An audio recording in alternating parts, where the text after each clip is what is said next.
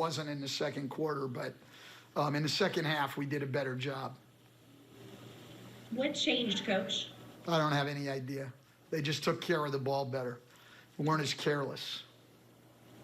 Thank you. Coach thought Eric Bledsoe really set the tone early in the ball game. He was able to get into the paint, not settling for jump shots, and that kind of opened everything up, especially in the first half. Yeah, I thought Eric played well on the offensive end of the floor. I thought he penetrated. He kept us pretty organized. I thought he did a good job. But your bench really stepped up tonight. Is that the way it's going to have to be on a night-in, night-out basis, getting those contributions from everyone who takes the floor? Well, we need as many people to play well on any given night as we can. I think probably every team would say the same thing there. We need to get solid play from a lot of guys. And Christian Clark here with Mill.com. Extremely efficient night for Zion. What allowed him, to be so efficient in this game? Well, I mean, he's just a really, really good player. I mean, I don't think there was anything particular about tonight. He's getting his legs under him. He's attacking the basket, and only a little bit of it in the post tonight. There wasn't really that many post-ups. It was really him going on the drive. So, I thought he played really, really well. Made a couple of really good passes, too. Hey, Coach, this is Will from The Athletic. Kind of building off of Christian's question, you've been around a bunch of great young players in this league. What's it been like seeing the efficiency that Zion has on the offensive end, and how he's able to score on such a short amount of shots? Yeah, well, I mean, he finds his way to the rim regardless of the defense, and he's a great finisher. And I'm going to be honest, I don't want a $35,000 fine from the league office. I'm just going to say guys like him who are really strong, I mean, he probably should shoot twice as many free throws as he does, because he doesn't get knocked off balance and fall down and all of that. They just let him play through one. Early in the second half, there was one, we could hear the slap at the other end. One of the refs said, yeah, I heard the slap too, but I didn't see it. Like, okay, but it's your job to see it. He's not even getting calls, and he's efficient. Hey, Coach, it's Andrew from ESPN. Obviously, you cut down on the turnovers there in the second half. You finished with 14 turnovers. They finished with 18 free throw attempts. Do you have set numbers in mind of what you would like to be under in the turnover department and in giving up free throws going into a certain game? Well, I would generally like to be down more closer to 12 in the turnovers, but 14 is pretty good for us because we're a team that's going to be in the paint and playing in traffic a lot. So I think 14 is reasonable. I think 18 or fewer at the free throw line is good. So we were good in those two areas tonight. We didn't beat ourselves tonight, and that was probably the most positive thing of the night. Hey, Stan, Scott Kushner with Noel.com.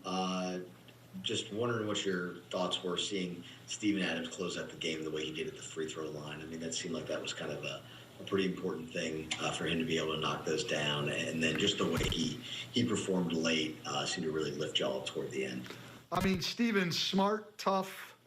He's a winning basketball player. Yeah, free throw shooting was his two there with 3 minutes to go, whatever it was. Those were huge for us. Christian Clark here again. Some early minutes from Kyra. I mean, he didn't really get it going with his own shot, but 5 assists. What did you just think about the way he was able to set some teammates up tonight? Yeah, Kyra's fine. Look, man, that guy's 19 years old and, getting thrown in there. He's a good basketball player. I tell you guys all the time, there's going to be some growing pains at 19 playing the point guard position, but his future is really, really bright. He's got the whole package. He's got the speed and quickness. He can shoot the ball. He can pass the ball. And he's a great high character guy that is only going to get better because he's committed to being better and he wants to be coached. I'm really excited about his future. David, I know you were chomping at the bit there listening to Coach. What'd you take from him? Well, and this is going to be an odd thing to say, but I'm sitting there watching his body language, and I know every coach is happy to win.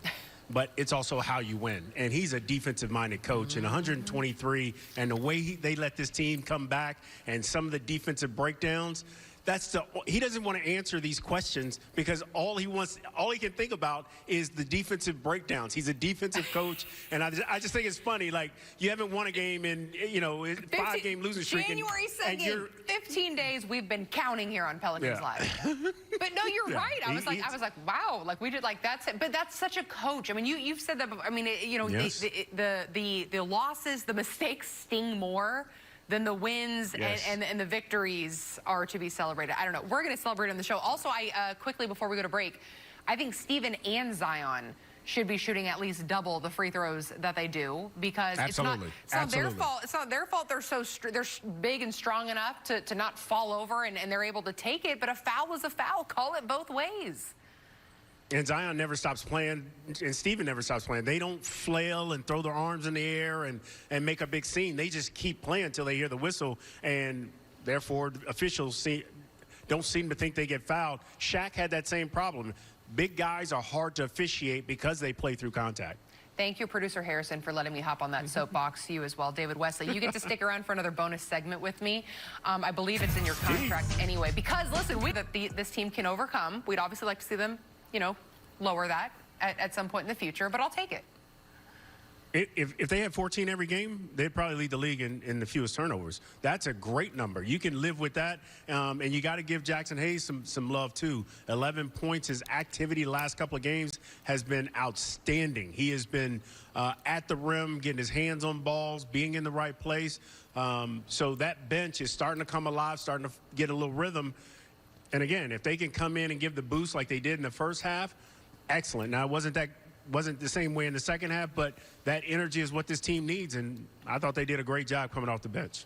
Well, and listen, I mentioned earlier Brandon Ingram and Zion Williamson being one of the top scoring duos in the league right now. Zion leading the way with 31 tonight, but B.I. with 22 on 8 of 19 shooting. And, really, I'm impressed this year, David, as I'm struggling to form sentences because he's so much fun to watch. His arsenal just continues to grow, and that's in part to the work that he puts in away from the lights. Yeah, he knows exactly who he is. He knows exactly where he wants to go and what he can get done. There's not a shot he can't get off. His elevation and his length, nobody can block his shot. But he goes out there every night and gives you what you need. Tonight, he gave you a W with the help of Zion. Great effort by those two guys. I will tell you again, I'm all about fun numbers here on the show. So Zion, you are fun. I'm full of them tonight. What's wrong with me? Scores at least 30 points. It's a win. It is our first winning postgame show in 15 days, folks. Just hang with us and celebrate along. Listen, we were starving. The jacket couldn't help the Saints today, but it comes through for the Pelicans, I'd like to believe, David. Yeah, it definitely came through for the Pelicans, but not the Saints, unfortunately. I know. I don't like to go there. Okay, anyway, I'm throwing it out there. Yeah, don't bring me down. Don't bring me down. Tangents. Also, we're pulling a Steven Adams and making another tangent here. 30 points on 85% shooting or better, shooting 100% from the free throw line. He's the youngest player in NBA history in the last 35 seasons to do that. And so Zion just continues to impress. But I'm being told we need to move along to De'Aaron Fox because, listen, we got to tip our hat. We got to give credit where credit is due. The kid spit off a career-high 43 tonight. And listen, we've mentioned he is the fastest player in the league with the ball. We saw that a number of times tonight. Curious to know just where you see his ceiling being right now. Where his what is? His ceiling. When you look at where can he be in the next few years in this league? Oh, ceiling.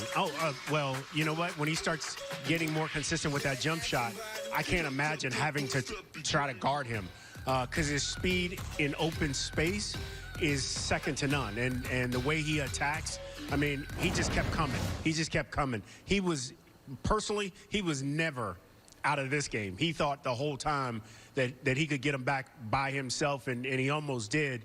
But outstanding talent. The guy can get any shot he wants.